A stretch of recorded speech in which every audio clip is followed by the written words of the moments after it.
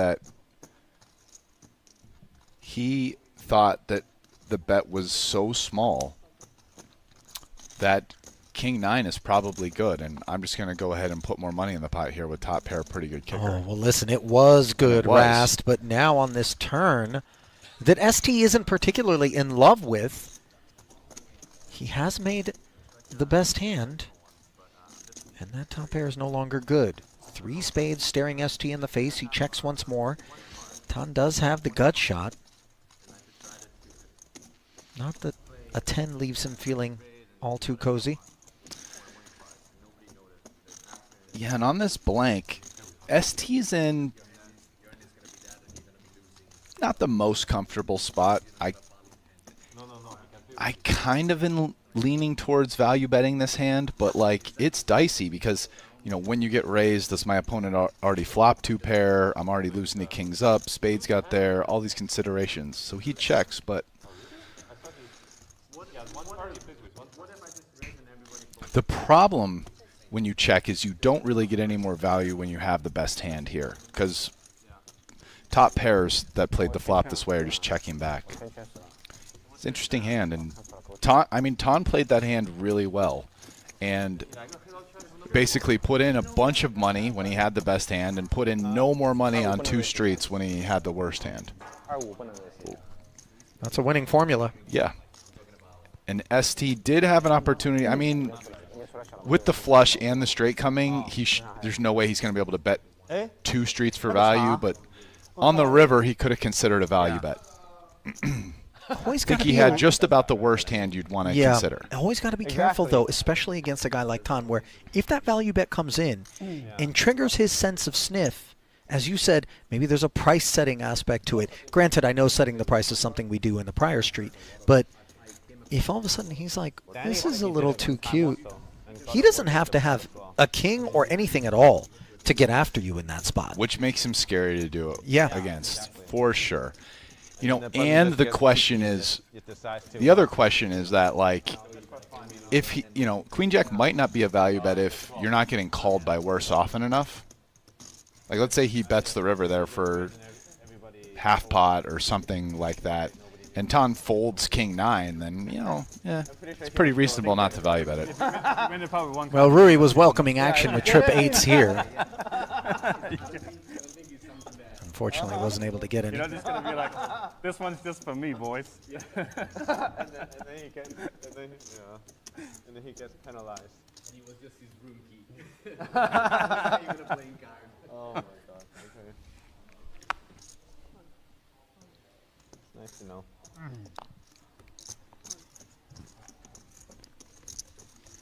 Yeah, I don't know. It was an interesting Queen Jack spot on the river. I'm actually not really sure if it's a value bet. Well, onwards. Tan. Uncharacteristic limp, let's call it, with the hand like King Jack here. These are from the blinds. Again, the small blind, but the third blind, the first blind to act. Man, Victor just cannot seem to catch a break, at least for the time being. Here he is. Does that include yourself or not? With a flop that connects with his 10-8 for the second best hand. Top pair against second pair, 8,000. Bet and called. I haven't played much with him, but he's pretty good. Total blank. I guess to Victor, he is now losing to some random 9x stuff, but for the most part, kind of a blank. And in a blind versus blind limped pot with super wide ranges, Tan's hand is good enough to bet 3 streets. Top pair, good kicker. So given that he bet the flop about half pot, I think he bets again here. He plays a little bit, And he goes pretty big, a little less than pot. And Victor comes right along, so Tan just making all the right moves. What do we get on the river? What? That is a super blank. Any draws that existed at any point in this hand, that does not fill in, nor is it an overcard. So, seems like if you're Tan and you just went bet, why not bet again? And by the way, this is where Tan often is very proficient in leveraging his reputation and finding polarizing sizes to force people to try to bluff catch against him.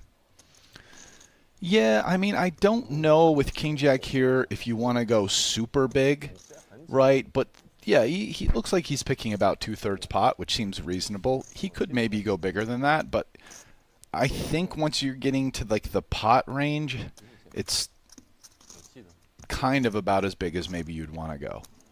55,000 is what he's dialed up here, and Victor just left to question what's going on across the way.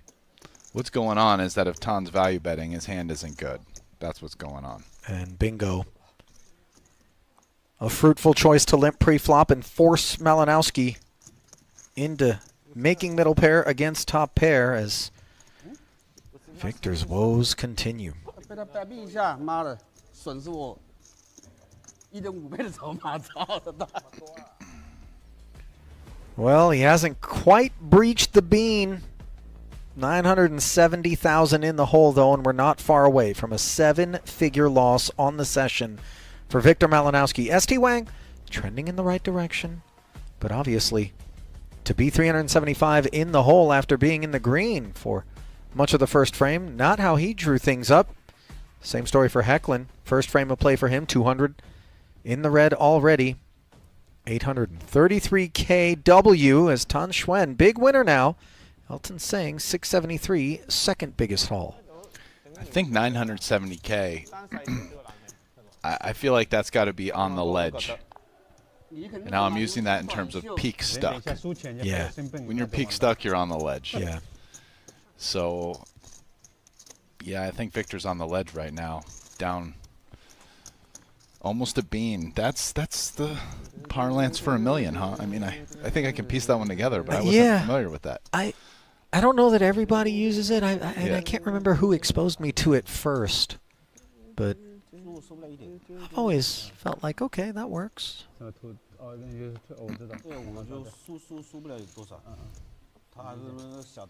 6 deuce turns into 8s up for Victor. More than we can say for the queen high of Henrik. Blind versus straddle. I mean, he's a 82% favorite to get off the ledge right now. You know, it's funny because the minute you said that, I had that weird sort of sportscaster moment where, of course, the queen's going to roll off now that Rasty said that. It is the 4, however. It's actually not a terrible card, but 4,000 quarter pot, third pot rather, from Malinowski. It's the type of card that loses more money for Hecklin. Although, again, as you pointed out in the past, Ras, just look at the size of this exchange. 22,000 in the middle right now versus every other pot that seems to transpire. For example, the one that Victor just lost to Tan Xuan. Does rate to be a winner here, and he is betting once more. 7,000 into the 22. And does this not strike you as a bit odd if you're Henrik in consideration of the ace? Yeah, enough to leave him curious. I mean, you have to remember, this is like a limped pot played between guys in the blinds, essentially. So, you know, I mean, the ace is not as relevant a card as it would be in some other lines where it's like hijack big blind and the flop goes check check and then the ace comes on the river and that's like just a big part of the hijacks, like check back range or whatever. So, you know, the ace was there, maybe someone hit it, but also someone could just have a lot of nothing, missed draws, or just 10 high nothing, weird little jack 5 gutters. So there's all kinds of bluffs, which then means like let's value better 6. Just seemed like a very reasonably played hand. But again, it's going to take Oh. a value pack of those pots to even get Victor close to out of the hole. After like 2 hands. Listen, man, he just walked off the ledge. Let's not rush things right now. The hole is gargantuan. He's still emotionally frail. Let's just let him enjoy. Yeah. You know? Understood.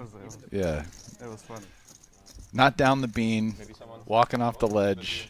Things are okay, right? He's just started with his new therapist. Well, he's got himself a 9-high flush draw here as he squares off with Rui Cao. Does Hecklin, rather, forgive me, not Victor. Once again, though, blind versus straddle. Top pair for Rui. Flicks a nickel into the machine. Hecklin peeling. Not improving, however.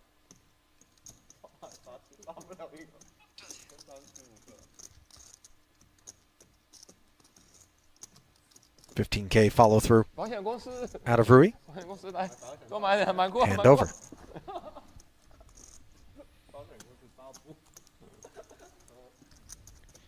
Well, once again, we take a moment to give a shout out to those of you who are streaming this first day of 5 of this second edition of the Triton Poker Series Cash Game Invitational. Ali Najad and Brian Rast, glad to have you with us, whether you're on Twitch, YouTube, or the Triton Poker Plus app. Do us a favor.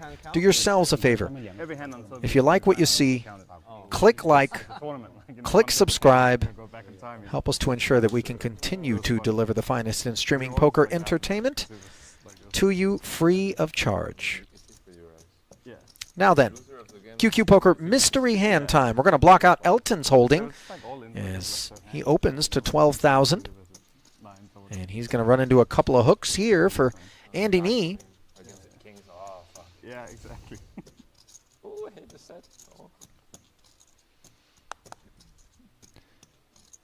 Andy's counting out a 3-bet. Looks like 44. Spot on. As to be expected.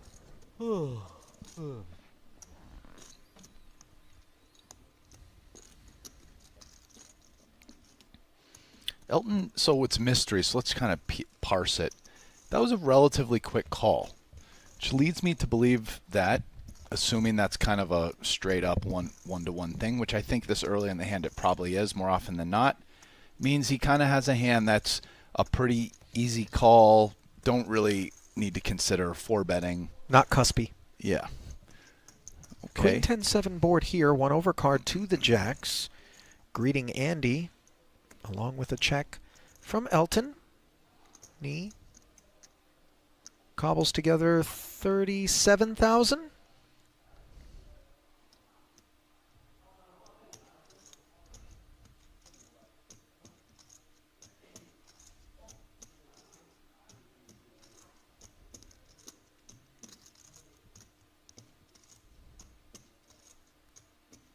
Oh, and a little check raise that looks like. That it does. Okay. 90 now, and this is not exactly the kind of check raise that expects to be ditching a wide variety of Andy's holdings. No, I mean some hands, you know, 7s, 10s, or Queen 10 suited are all hands that might check raise here and kind of like snap call pre. But for another 53,000, we are able to retain a decent variety of Andy's hands.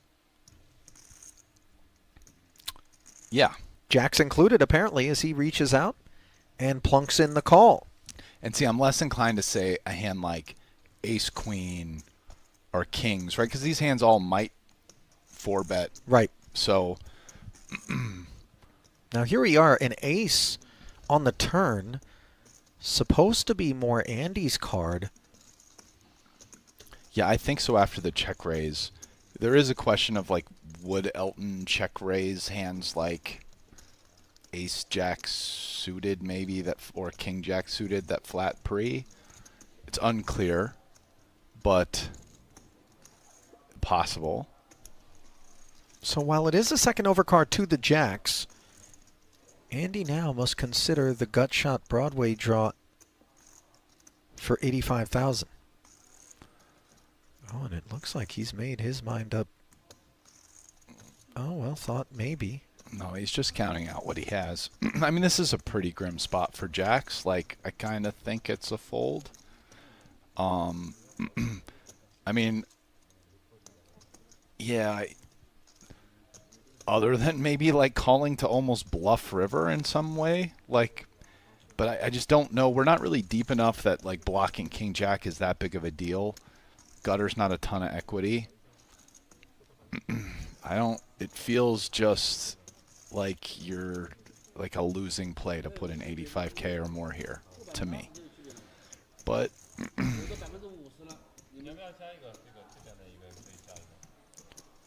he will make the call. In spite of that, another 170 into the middle. This pot has grown to 450,000 and a mouthful of cotton on the river here. well, I mean, I guess we're really hoping Elton was kind of bluffing and gives up. If he goes ahead and puts us all in here for 202K, I mean, are we calling? That maybe is one of the reasons you call jacks on the turn. Well, listen, how regularly do we expect Elton to work us into a 450K pot and then step away from the thing on the end? Granted, SPR is sub 0.5 now. Yeah, not that often, which is why I felt the call was a little loose, but who knows? Okay, yeah, Elton doesn't give up. I mean, what does this line read like to you? Is this King Jack more than? No, I mean, the hands I said I think are all the most likely ones, like Queen 10 suited, 10s or 7s. If I'm going to pick a hand, I'll go with he has 7s. Okay. Because that's the hand that doesn't think about 4-betting. There's one more combo with 7s than there is of Queen 10 suited. Yeah, I'll pick that Elton's mystery hand is pocket 7s. I mean, if I'm trying to find bluffs at this point, like 8-9 suited or maybe like Jack 9 suited. I mean, we're blocking Jack 9, but this would be Elton's capable, but this would be quite the bluff. I'm gonna go with Elton has 7s. What do you think? I like it.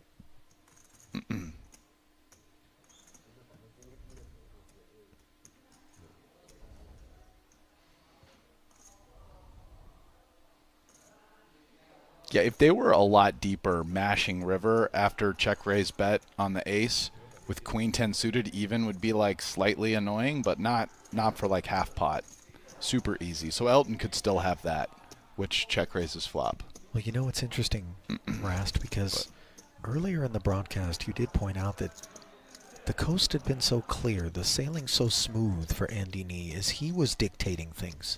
And now all of a sudden we're observing him being put into the blender and being served orders from elsewhere at the table. Yeah, man. I mean, the kind of the analogy of the hammer and the nail. I mean, life is easy when you're the hammer, but like being the nail is tough. I mean, and there's hands in poker where they're the aggressor, they're the one making you decide if they have it or not, you know, and you're kind of putting a lot of money hoping that they're bluffing. And like those are the spots that are just a lot more tricky to navigate in a lot of ways. Well, I think that Andy has removed any sort of Queen X from Elton's range given the follow-through on the turn and now the jam on the end. So the jacks are a little cozier in consideration of that, and he's trying to deduce whether or not an ace-X combo or better lurks across the way, but it's important to be able to deduce what the bluffs are that you're looking to target if you do find the call. I mean, this would be a very ambitious call. I think so. And I don't know that jacks are really a good kicker to have. Like, yeah, you're blocking King Jack, but like I don't think Elton has King Jack a ton. He's made the call, and it is pocket 7s, Rast. 7. So I'm 2 for 2 at the mystery hand when I've tried to guess. I just want to let that be known. Well, it's written right on the paper next to you. I'm just kidding, everyone. Rast doesn't have any sort of intel in these spots. But obviously you've got a well-sharpened mind across many, many years of cash games. And Elton just cannot seem to put a foot wrong out there.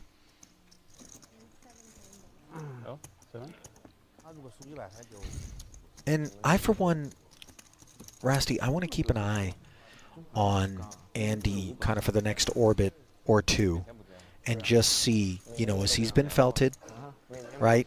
He's taken a session that seemed like it was going to be comfy, that it was going to be profitable, and it's now turned around, and see how, you know, seaworthy the vessel is, you know, in these choppy waters.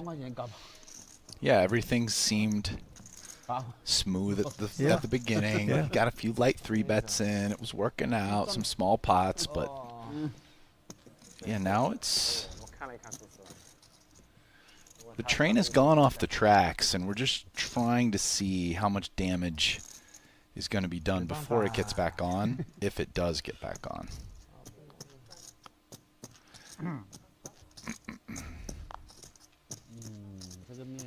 I mean, I think that hand, because Andy was already stuck a little bit going into that hand, if I recall. That hand itself, to me, was a little bit like the train's already slightly off the tracks situation for Andy.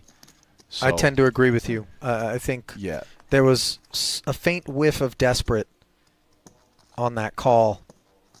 As we proceed, Tan Schwen, the razor pre-flop to 12K. Elton flatting, ace-9-7, bottom pair against the gut shot.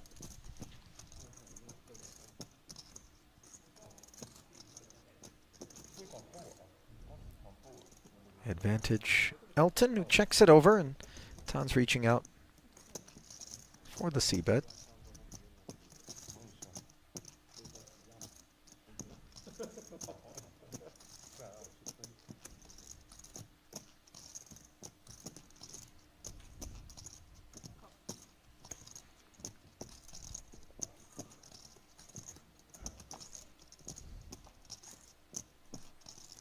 Deuce of clubs on the turn as Elton check called the 16K. Tan has a pretty natural hand to keep blasting away here. Not a ton of draws on this board, especially not that he's opening from like UTG, right? Because he's not opening 8-6. Maybe he's opening 8-6 suited. Definitely not 8-6 off, 8-10 off. So Jack 10 is one that makes a ton of sense to keep bluffing, and okay, he doesn't, but it also has overcards to 9x and 7x, so a jack and a 10 could be good.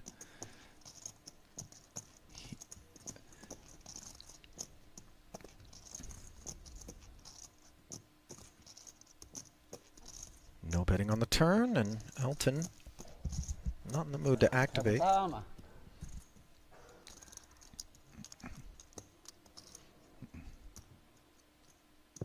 Generally speaking, when Tan leans over and engages his opponent, I feel as though he's all done with his pursuits. On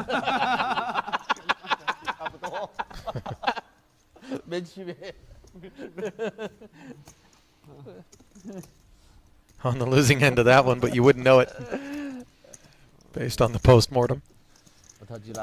Yeah, and that hand's just another example kind of how, I mean, listen, Tan understands that he has a great hand to keep blasting away on the turn with, but like he just doesn't take every spot.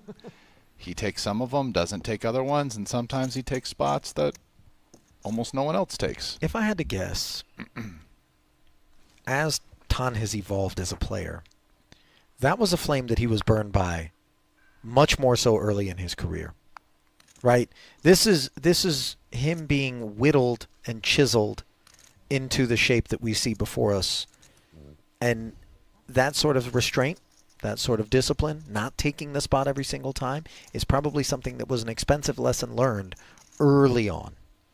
Sure. It also seems like, to me, there's a bit of kind of this feel player thing going on. Like he just gets vibes during a hand. Oh, yeah.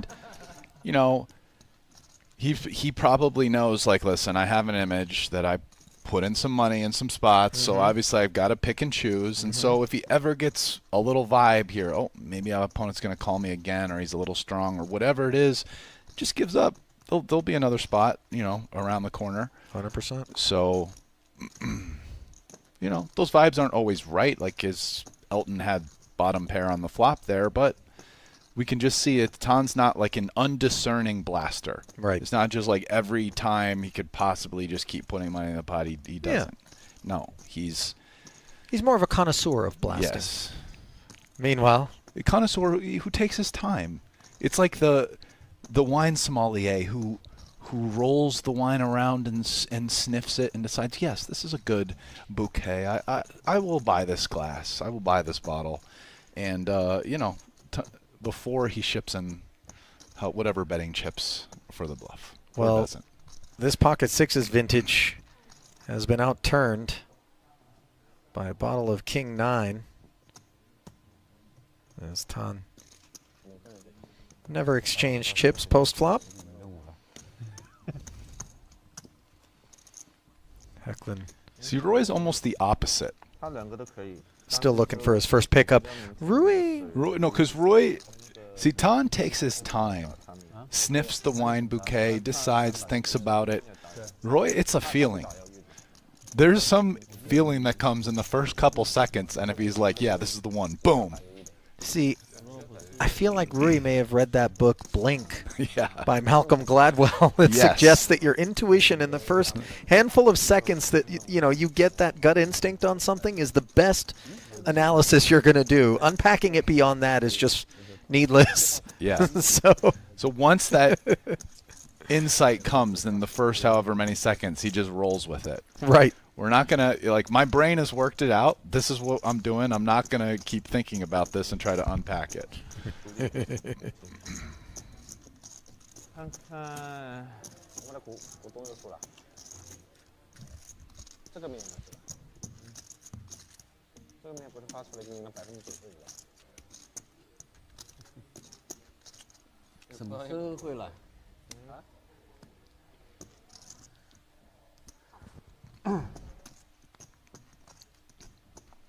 Oh, just another, it's a mystery hand. It is brought to you by QQ Poker. We black out Henrik Hecklin's holding, which has opened to 10,000 and is likely to have company from Elton's Ace 10.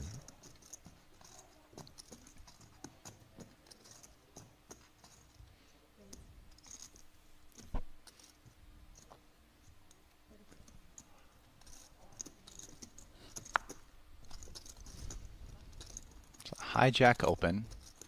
Got the smallest blind 3 betting. Hecklin's got a very modest amount of chips in front of him.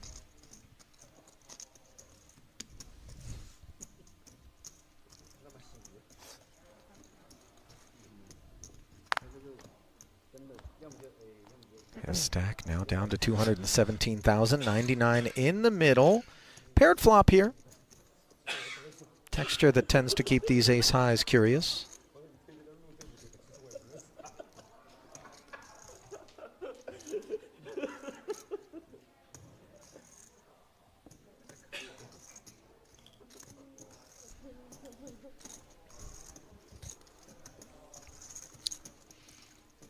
$25K. Post-flop figure from Elton, who did 3-bet to 44,000 pre-flop. Henrik does make the call, another 50 into the pot. Really dicey spot for Elton. Hecklin's going to have a lot of King X hands. Probably calling King Queen off. Who knows? King Jack off. Bunch of suited King X stuff. Pocket pairs. None of those fold the flop to like B25, so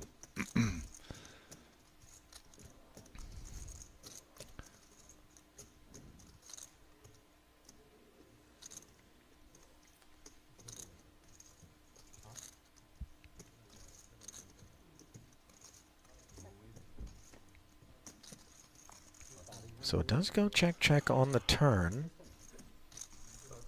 and you wonder whether that King X is less likely in Elton's mind as a result of the line. Of course, we do know Henrik is a bit slippery. Doesn't have to be betting in position with the king. Could look to induce or get paid on one street. Elton appears to be done depositing chips. Let's see if we can say the same for Henrik. it's not impossible that Elton can have the best hand and win at showdown, but it's pretty unlikely. Like, maybe Hecklin has like ace 9 suited, ace 8 suited.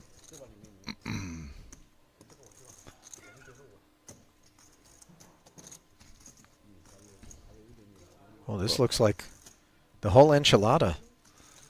An overbet from Henrik Hecklin, and now Rast, all of a sudden a pot that looked like it wasn't going to be particularly consequential or of interest takes a more dramatic shape. And if I task you with hazarding a guess at Henrik's holding now, where you at? Pocket sixes? I'm going to go with, it could definitely be sixes. I mean, this one's hard because there's really like kind of a lot of hands. I mean, 192, what was out, like 150s out there? Well, so, recapping it, this was a Henrik open to 10K, Elton out of position 3-bet to 44, Hecklin calls. I'm going to go with king, queen. C-bet of 25,000, called by Hecklin on the flop, check, check, turn, and here we are, check and then jam by Hecklin, and Elton wondering if maybe ace-10 can click call and haul one in. I mean, I think if Hecklin's bluffing, you're going to see hands like queen jack, queen 10 suited, maybe even jack 10 suited, something. Elton having a 10's not the best, but like, I don't know. I'm going to go with Henrik has king queen, and I'm going to go with Elton folds this hand. Okay. Noted, registered. What you want to pick a Henrik mystery hand? You know, I feel like he doesn't have a king here. Is that, you know, not narrow enough? Well, I mean, there's 7x, 4s, 6s. Sure. Bluffs. Yeah, I mean, it's not very narrow. Aces. He could have aces, by the way.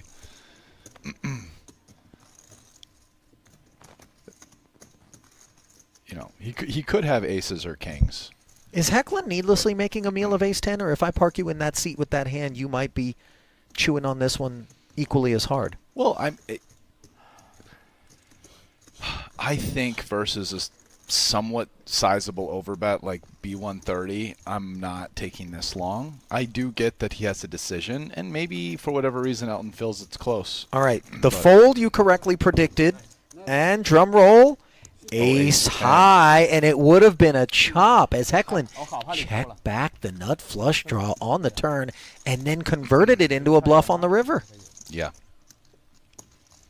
So they have the same hand. Yeah. 我怎么觉得没有？我觉得他一圈吧。你觉得他一圈啊？没有没有。妈的，一圈比我大啊！那像个锤子。Well, Hecklin earned himself his first meaningful pot. 台子很贵的，兄弟。啊？台子很贵的。我觉得有。 I just think that the way that pot played, Hecklin can start delving into stuff like king jack. Maybe even like king 10's kind of, you know, like for value, right? So, you know, then there's the 7x, full houses, etc., aces. So it's just kind of like, well, not all the hands play exactly that way. I think there's enough of them that, yeah, he can also have some bluffs. Basically ace high, queen high, jack high stuff with missed back doors that also happen to, you know, flop back doors that also play the same way. I just, versus an overbet there, I think I'm just letting ace high go, kind of. Or if I am calling ace high, I don't know. I don't think ace 10's my favorite pick. Are you at all surprised at the check back by the nut flush draw on the turn as we see Tan Chuen? Perhaps a little bit surprising. The king 6 suited being employed as a 3-bet here. Put a pin in that last question. Let's focus on this exchange here. ST makes the investment with 10-9, ends up with the best hand, bottom pair, but an ace-queen high board. Not exactly inviting ST to take pride in his holding. 111,000 in the middle. No spade on board.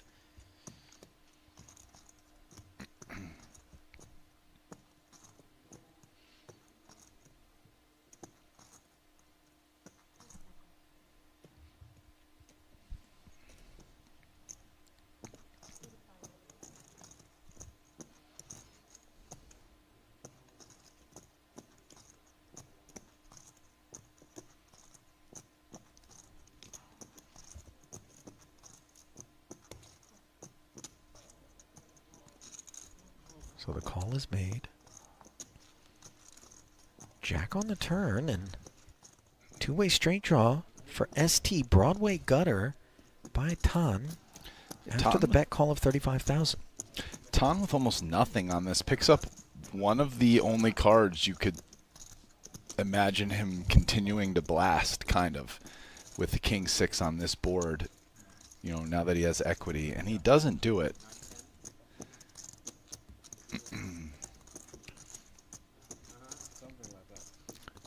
This is a spot, though, where I do think this isn't Tan necessarily giving up for the rest of the hand. If this goes check-check, he could bluff the river, right? I mean, King High is about the worst hand you can have on just any river that doesn't improve him. So, but ST is going to bet himself, and you have to think he's going to pick this one up. Unless Tan, I don't know. I mean, check raise is pretty wild here even for him. Yeah. And by the way, that bet with the 9-10, granted it's a semi-bluff, but in the face of that pre-flop 3-bet by Tan, it's not a given that he doesn't have enough of that board to continue. Oh, for sure. I mean, that's kind of a weird mergey. He's got something with some equity, whatever, setting the price type of bet.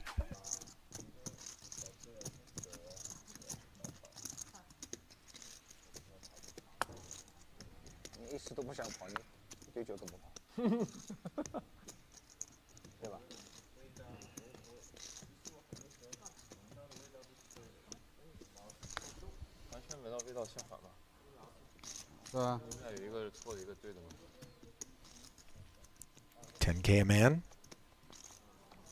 Schwen flatting the Rui cow open. Kings and queens for Rui. This one should be over quickly. And indeed it is. You know, it's interesting. Rui, for me, the first time I laid eyes on him on the felt, embodied that which I think Tan has now taken to another level. I know you were sort of contrasting the two of their styles by pointing out that Tan maybe has a little bit more methodical, a little bit more measured approach to the game. But I only mean that in terms of the amount of time they're taking. Okay. I don't necessarily mean that in overall thought or whatever it's going in to, or the strategy. Yeah, because, I mean, listen, time. I deposit Tan into the jungles that Rui exists in, and the animals scatter. Like, I mean, it's... Yes, no, I agree. They're both I'm just alpha, kind of predator, making a apex, comment you know. That Tan will sit there for 40, 30 seconds and then make his crazy play. Right. Whereas Royal just, it's like the insight comes, the snap of whatever from the Malcolm Gladwell blink, and he's, boom, 3 seconds and he makes it. And I'll tell you, you don't see Tan do that very fast as often. As tough as we know it is to play against Tan Schwen, it's almost even more discombobulating to have the action come in as briskly as Rui delivers it. It is more discombobulating. As somebody who plays, when a guy just like regularly makes decisions like that, it's a little off-putting. Yeah. I'm just being honest. If a guy's just, you know, capable of doing crazy things and whatever just really quick, it's very discombobulating. Well, Jack-Eye flush draw, bet and take it for Schwen after 3 players took the flop for 10K ahead. But well noted, Ali. What I meant to say was in no way a slight at Roy. No, I was really just noting nor did I think that. Not how they played or the quality of the play, more just the time that they take normally to make actions. Yeah. Given that they both do crazy things, it's interesting because they're very different in the time they take. Tan takes his time, thinks whatever through, or at least he's pretending to think whatever through, and then does it. Whereas Roy, like it's almost part of his cadence, like makes the decision quickly. Yeah. And it's funny because we use the term crazy, and there won't be anything crazy about this open with ace-jack for Elton, as though it's somehow a detriment to these guys. But in terms of the style that they play and the variants that they're comfortable embracing, it's very much a part of a winning formula for them, right? These guys are not dudes that have just been punting year after year after year. These guys are winning poker players. Oh, yeah. You know, actually, I think if I'm going to comment on it, obviously been in the streets, this and that. I think when some guy, and you know he's capable of crazy stuff, but he's there, he takes a long time like Ton. He takes 45 seconds, you know, does something, putting money in the pot. During that time, your opponent has had 45 seconds to also think, okay, if he does this here, what's that going to mean? What am I going to do? You know, trying to get reads, whatever. Even if, let's say, there's no read getting, it's like your opponent's had all that time to think themselves. Right. That's why it's discombobulating if your opponent just makes these decisions in 5 seconds. You haven't really had time to think through what you're going to do. And I think almost it can lead to Roy sometimes getting reads off of people because now he gets to really, like, his opponent didn't have time to prepare like maybe they would with Ton. Sure. So, like, he's getting the legitimate amount of time your opponent needs now that you've just done some kind of aggressive action. Well, anyway. Slightly aggressive is this 51,000 out of Elton on the river, bringing you up to speed. Sang raised it up to 12,000 pre-ST, defended. 4-5-7 board, and we know at a minimum ST's got one pair of fours. It went check on the turn. ST check called an 18K bet after Elton connected with the jack for top pair, top kicker, and he remains with that kit exactly after this 10 rolled off, and he is now awaiting the decision from ST.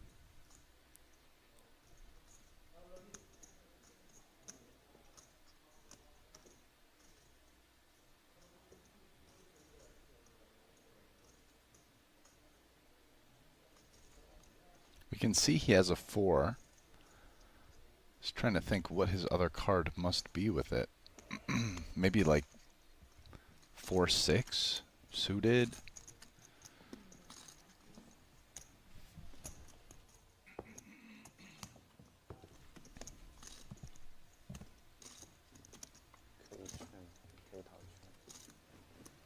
No payday.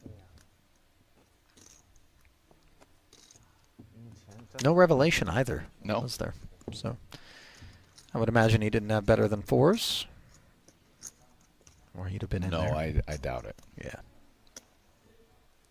老是赏我这赏着你的，你赢的盘你都不跟，而且可以全年都赢不到。就给你赏到给能赢的牌。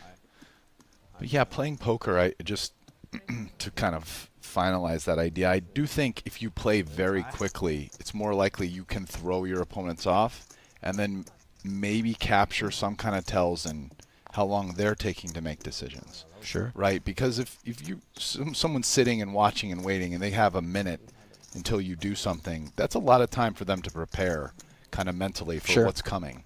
Whereas the way Roy does it, it's so fast, I do think it can throw somebody off. And even if they don't visibly show that they're thrown off, just the amount of time they take can sometimes give timing tells, Yeah. I think. But Ton involved in this one absent, Rui. He was the raiser to 12K pre. Andy came along as a flat caller with this ace-king concealed. Ton, top pair, chose not to c-bet, so his hand is under-revved. And now he's picked up the heart draw as Andy check back and picks up a wheel draw. yeah, this seems like a nice spot to go ahead and start value betting. After check, we have to think a queen is good most of the time. Also having hearts, so you have top pair and a good flush draw. You know, ace-x hands come along. We want to charge them because they picked up a wheel gutter. Andy does call the 15K, but does not improve. And let's see how much value Ton wants to get after with 66 in the middle. Yeah, I wouldn't be surprised to see anything from a block bet, such as like 5 to 10K, up to, he could even go like 2/3 pot, so I am curious to see what size he picks. You know, I don't think it'll be more than 50. 42. So yeah, he went with the on the bigger side. That was about 2/3.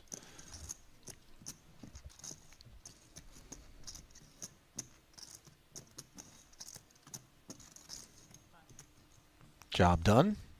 Yes, Andy Not going to get curious like he did with the 2 jacks against Elton. Granted, different situation. 打多了，打多了，啊，打多了，打多了。S 啊，你 S 啊？你。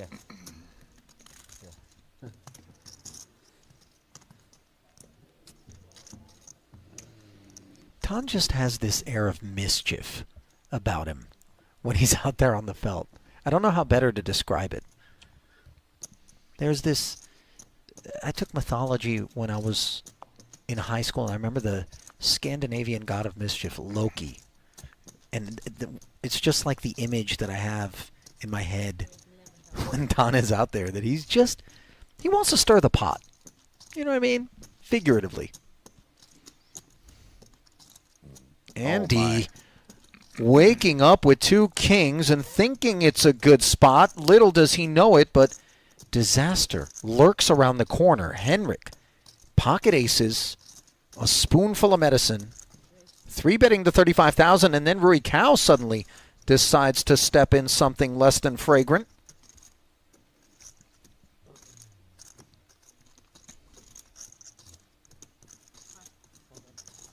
Four bets to 65,000. Salivary glands activating.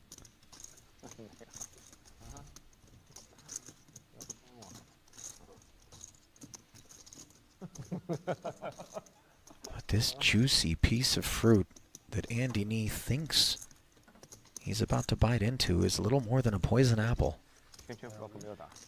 There's the jam. 451,000. Hecklin. Going to do his best to make it seem as though there's some sort of deliberation in the interests of perhaps luring Rui Cao into the proceedings. But at the end of the day, calling off this all-in will always narrow his range.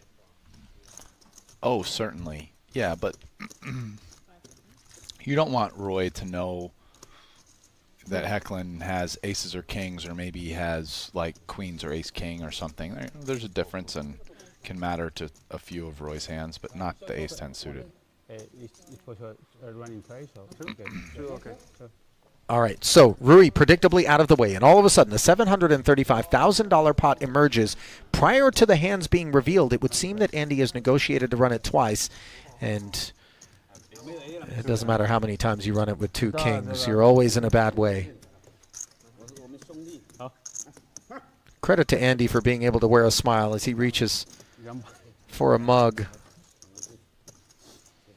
and a swig of whatever is going to help him feel better about things. Ace in the window. Oh, Clubs, though. Monotone board texture. And danger lurking. And that was the last ace. Because the ace of hearts was folded, ace-10, so... Hecklin wants to ice it with a board pair. Instead, the 6 of hearts comes off, and Andy continues to draw live to a club. Can he find one? Yes! Kings snap the aces on the first run out, and wow, without hitting a king also. all So of its the odds probably went up a little bit. all of the elation being exchanged between Tan and Andy is met by quite the opposite emotion for Henrik Hecklin, who we don't have a shot of, but I would imagine is praying to hold on here. Clean flop. Oh my goodness. Clean turn, but all of a sudden the chop is available. Chop only gets him a quarter. He gets quartered. Okay, no chop. Sorry, no chop on the second run out. Yeah. Because that would be dirty. You get a quarter there with aces. Do you have any sort of feelings on whether or not running it twice should be negotiated prior to or after hands being shown? Does it matter at all to you? I don't think that really matters, no. Okay. What I do think matters is in the kind of weird situation where, let's say it's like a 3-way all-in, and 2 guys are much deeper, or so whatever. It doesn't matter who's deeper. It's a 3-way all-in, and one of the guys says, I'm only going once. And then, I don't know if you've seen this, but then the other 2 people say, well, hey, if one of us wins, why don't we go more times? That, it's not like the equity is preserved. Do you know what I'm saying? Have Okay, you I seen know the this? situation that you're talking about, but I've Yeah. always felt like, for example, if I'm the covered guy, like first board is what I'm playing for, right? And then the side pot, whatever you guys have going on, you That's can not work what I that out mean. amongst yourselves. So What I mean is you have a multi-way hand where one of the people at least says they're only running it once, right? and then some of the other people look at each other and agree that if I they see. win the Not, first okay, run not out, a side pot they necessarily then will run it multiple that you're focusing times. on, right? And the reason why is because the first pot that was ran is a multi-way pot, but then you've now, if one of the two players that agree to run it multiple times wins, now they run it in a heads-up or Right. just a pot that doesn't include that other Right, hand. right. So the equities actually change. Right. And Right. in that situation, you should definitely never look at the hands first, because if you were really sharp, you could probably figure Yeah. out on the fly. Sure. But in the regular situation, it doesn't matter. The one where it's like everyone's on and we're all either running it once or twice. Well, we're going to be running it for 80,000, courtesy of Andy Nee now. Looking down at ace-jack suited from the straddle. Note that this was made 10,000 by Victor pre-flop. Henrik chose to flat 2 tens. Rui did the same with king-queen off. And now all of a sudden, we await the Dane's orders. 80 is pretty big. Oh, but he's going to stuff it over the top of that. So king-queen quickly finds the exits. And Andy is thinking, are we going to go again? Yes. Yes, we are. This is a $750,000 pot, Rast, pre-flop, with ace-jack suited and 2 tens. Oh, yeah, it is. And there were some interesting decisions made pre-flop in order to get it there. Andy's very large squeeze to 80K, which is 20 straddles. And then Henrik, by the way, had a decision there as to whether or not to flat or to jam if he wanted to play, which is very reasonable to play. Here he is, having flopped a set of tens against a single ace, but now it's that jack dangler that becomes relevant. As the gut shot acquired by Andy, not completed, however, and the first board is complete. So this time, Hecklin secures half at a minimum, looking to scoop. We got out with the removing an ace. Yeah, but the there's jack a shows up on the second board now, so it seems these two are destined to carve things up. Not to get ahead of ourselves, though. 1 spade out there. And now 2, right on cue.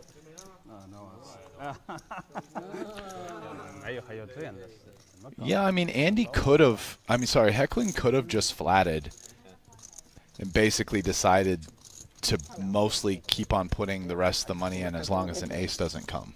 You know, I set that one up as though Hecklin's tens were good, but it was the jack that was always ahead, and given that the 10 of spades was the only available 10, Hecklin actually drew dead on that second board, so apologies.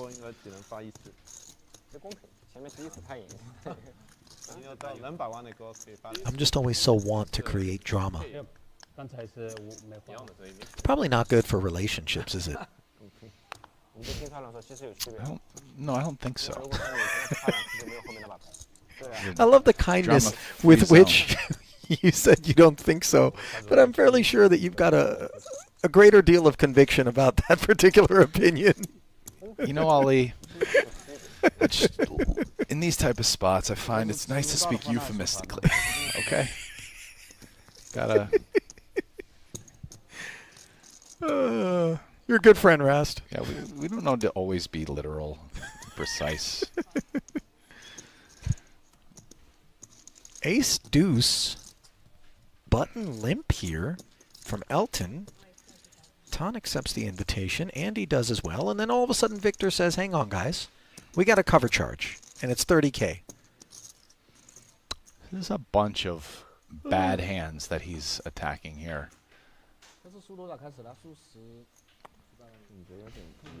And we don't know with what he is attacking. Beyond the 10 of hearts. Yeah, it's hard to say. Like ace 10, maybe? Well, we'll never know. Only 1 card scanned, only 1 card shown. So Malinowski takes a nibble.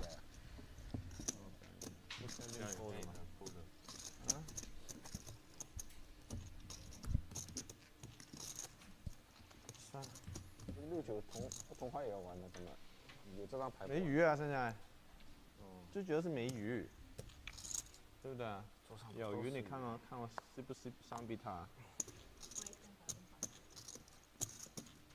这个蛮过瘾的，自己没牌，看着别人赌一赌。对啊，特别容易在外面那个赌嘛。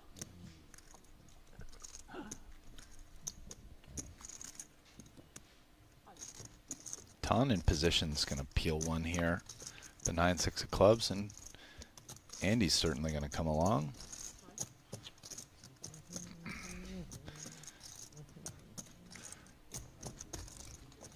Nobody in this pot has a card 10 or higher. Ace 10-9. Bottom pair for Ton, the best of what's around. Rui not interested in a follow-through, having been called in 2 spots and staring at napkins. Round of knuckles.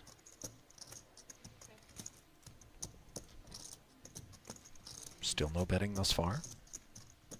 I do wonder if Roy's going to bluff the river. I kind of think maybe he will. I'm just getting that feeling. He's just going to rifle it off quickly. Yep. 5 high. Had a hunch. No showdown value. Got to find some bluffs here, and this seems like a pretty good candidate to do it with, and it's going to work. 三条七。妈的！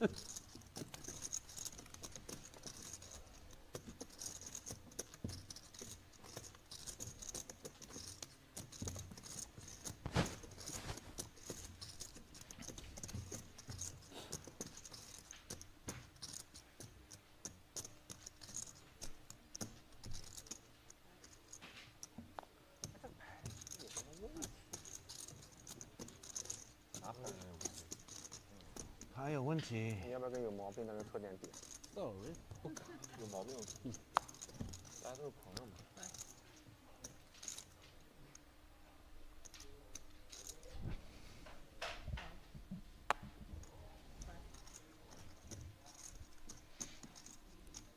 Victor tries to slide in with the Queen 9. Rui says 4 won't cut it, so 16 paid. Into the flop we go. 8's still in front despite the 2 overs. Couple of quick checks.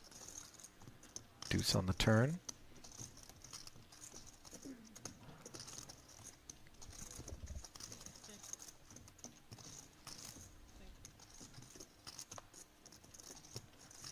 Nine on the end looks innocent enough, but it's the card that actually puts Rui in second now. He didn't bet it in position on flop or turn, and that leaves Victor thinking maybe value is available? Or is this mergy? I mean, look, he bet 12 into 39, well under third pot. Set the price? It's definitely value. Okay. Right? We just got it checked on the flop and turn, yeah. You know, he's definitely hoping he doesn't get raised, but, you know, he gets called a lot and wins. You know, it's interesting. Rui just snap-clicked call there, but the point that you make about he's hoping he doesn't get raised, sometimes we come with something that milky, and the characters like Rui will just sniff that out and, you know, all of a sudden make it 40-something, turning his 8s into a bluff perhaps, and, you know, trying to figure out how proud you are of your hand. Yeah, I mean, seems like it. I'm trying to decide. I mean, the thing is that 8s can beat a 7 there. And maybe my opponent's betting 30% on the river with a 7. That said, it's kind of close enough that it might be a cool thing to some real small percent of the time. You just raise huge with 2 8s. And I don't mean to 40. I mean to like 120. And the idea is just like I'm repping a straight. And I have 2 8s and it blocks it. And you don't do it like every time you have 2 8s, you know what I mean? But like, let's say even if you wanted to randomize it, you do it like 10% of the time or something, and just bomb the river with 2 8s there. It seems like a pretty good play to me.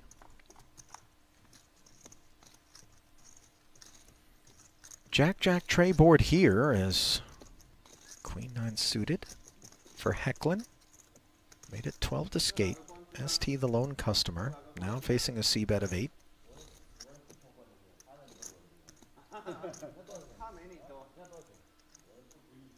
And ST wants to peel here. Picks up a gutter, as does Henrik, who retains the best hand.